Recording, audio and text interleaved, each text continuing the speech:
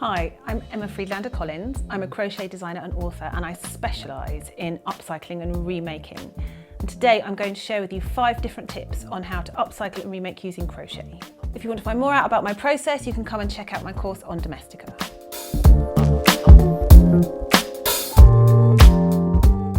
Nowadays we don't really interact with our clothes very much, we're just used to buying stuff because it's really cheap. In the olden times, we would have made almost everything we wore, and I think what's really empowering is just getting confident enough to chop into stuff. The first tip is, if you're going to start cutting up your clothes, especially if you're going to be working on something like a t-shirt or a garment where it's a symmetrical thing, fold it in half before you make a cut. So if I fold something like this in half, I then just take my scissors and I'd cut it off. Just get hacking, it's that simple. And that left me room to create new edges, and I used a bit of crochet to do that with some simple running stitch and a little bit of treble crochet. We've remade this into what was like a boxy boy tee. It was my husband's, I totally stole it, in something a lot more feminine and that I really love to wear. This is a way of reworking denim. Now I've made a whole bunch of blankets with some big long bits of denim. So this is trying to find ways to reuse the teeny tiny scraps we have left over. And this is where something like this comes in. This big beast is a leather punch. It's really inexpensive, but you can use it to punch holes all the way around the edge. And then, well, this is what my tiny crochet hook for. And this is again what we're going to do on my course. So we can just start working straight through the edge there and start putting together something that can be really beautiful. Tip number 3 doesn't use crochet.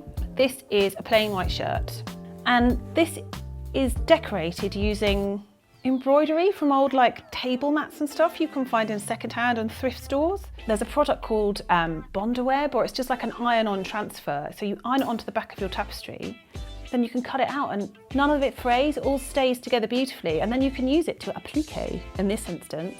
And because it's just iron-on, you can just iron it straight onto that. You don't even have to do any hand sewing. And this actually looks really, really beautiful. This was a shirt, again, this was a second-hand store. So this little guy here, for example, is a little drawing my son did. So I just took a washable pen and drew it onto my shirt, like transferred it. And then this is just using embroidery thread and a bit of back stitching. And actually, I know I'm going to keep this now forever because, again, it's created some sort of meaning for me, and I think that's what upcycling and making can really do for you and the garments in your wardrobe. Last week, this was a jumper. This week, it is now a cushion. I think people can get really intimidated about working with knit, especially cutting into it, because you just think it's going to fray apart. And what is brilliant, really, is as soon as you've sewn it together, I did use a sewing machine for this one, it's absolutely fine. It's not going to come apart, it's not going to unravel. I added these bobbles with a bit of crochet again. If I get fed up of those, I can take them off and I can redress it with something else. Or I can cover up the whole thing over with a completely new cover at some point, and it just keeps going.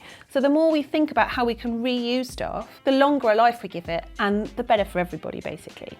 Thanks for watching. I hope you've enjoyed this video, and please subscribe to this channel. If you want to find out more about me and my process and crochet and upcycling, you can find a link to my course below.